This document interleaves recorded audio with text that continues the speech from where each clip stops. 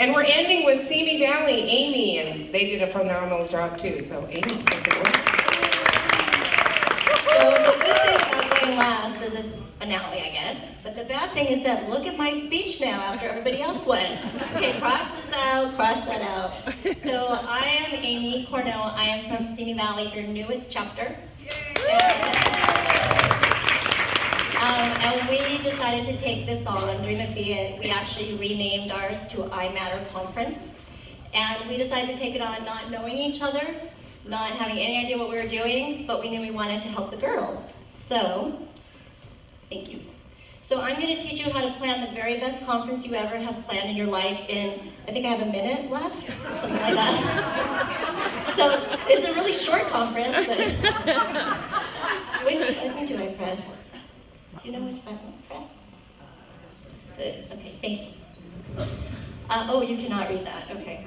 So let me read it to you. Some of the questions you want to ask. Here we go.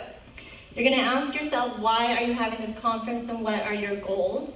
Maybe you do want a career pathway conference. Maybe you know, can everybody stand up for a second? I think the lady who just yawned. Stand up and stretch. Just move your body for a minute. We've been sitting. You can even stand during my lecture. I don't care, whatever. I'm a substitute teacher, can you tell? Stand up if you need to, move around, whatever. So if you want to do a career support conference, if you want to do an empowerment conference, we focused on empowerment because we really feel like high school girls and middle school girls do not have a good self-esteem, and if we can catch them at a younger age, they're not like us walking around with big, huge piles of dirt on us. So we thought, let's get the middle school, which the other chapter did also, and high school girls both. You need to decide how long you want your conference to be, if you want it a half day or a full day, what you want them to learn from your conference, and that helps you set your goals for the day. How many girls would you like to attend? So yes, we would like to have had 100, and we had 80, which we thought was phenomenal.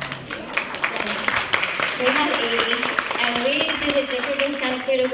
We totally used social media. We did Facebook, we did Instagram, anything we could get socially, you know, through the media, that's what we did.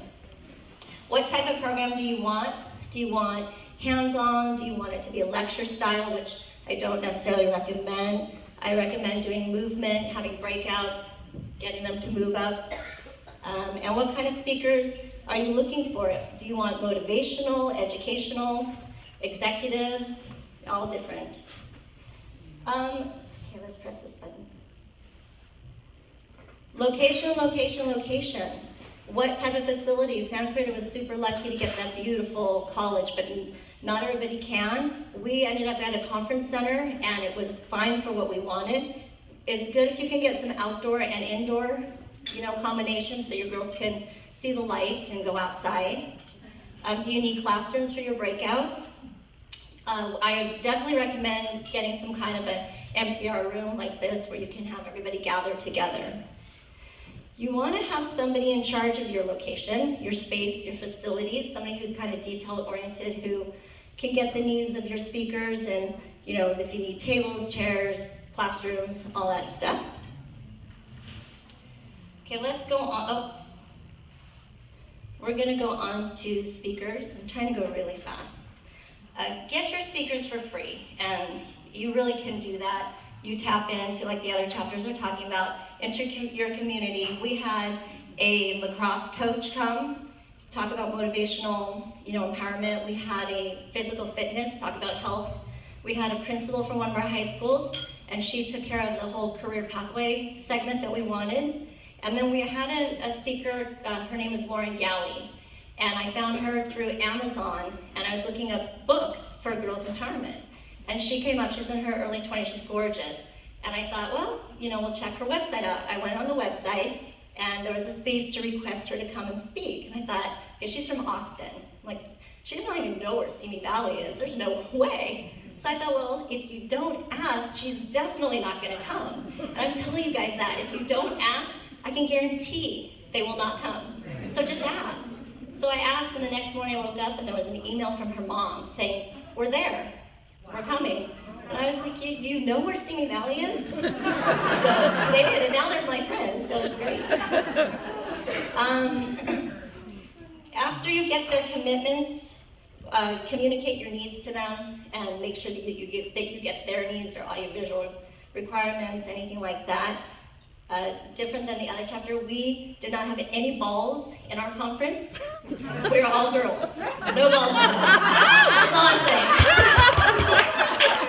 So you can decide that too. We just wanted to keep it safe. It's just a joke. We really didn't. But we want to keep it safe and comfortable and maternal for the girls, so we had no males or balls. Right? Some ideas for speakers include police force. We had a female commander. She was the only female commander in the Simi Valley Police Force. Firefighters, medical field, nurses, doctors, coaches. We had a coach. Also, your Live Your Dream Award recipient, that is ours, Emily, and she's going to be in our next year's conference. Yep. Program ideas. You can do a full day, you can do a half day. As it's been said twice, so I'll say it the third time.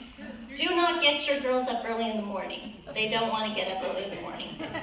They do not want to sit all day, nor do we. And they do not want to go to school on a Saturday. So you do have to be careful with your handouts and the things that you want them to fill out. We actually had no handouts. We were all interactive or lecture or, of that nature. So the full day I recommend is 10 to 4 with 4 breakouts. And a half day is 2 breakouts, and that's from 9:30 to 1 with a lunch. You can do continental breakfast and then a close at the end. So it depends on how many breakouts you would like to have. The next one is your food, beverage, and decor. What we found is that it's not as easy as it looks because you have kosher kids, you have gluten-free kids, you have dairy-free, meat-free, every free. So we did pasta, and we had sauce, and we had everything on the side, and then we did a gluten-free pasta, and so we can make everybody happy. Unfortunately, in the morning, we had a cold oatmeal, which was donated, which was awesome, but none of the girls like that. So when you pick your food, make sure they're going to want to eat it. That's kind of important. And get as many donations as you can. Santa Cruz did an amazing job with that, so get as much as you can. Have somebody in charge of decor. My president sat down with me and said, what about the tablecloths? I'm like, what? What? Tablecloths? So have somebody who can think about all those things for you because you can't think of everything. Also hallways. I was able to go to Santa Cruz conference and they had beautiful balloons telling kids where to go, and I thought that was awesome.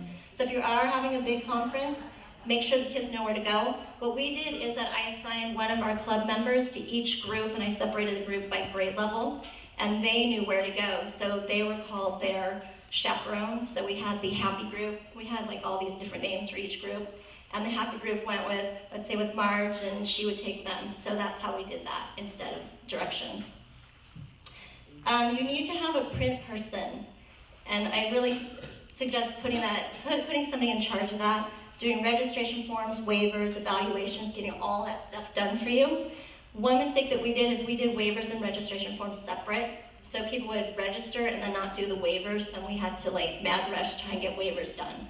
So I recommend doing it all in one time.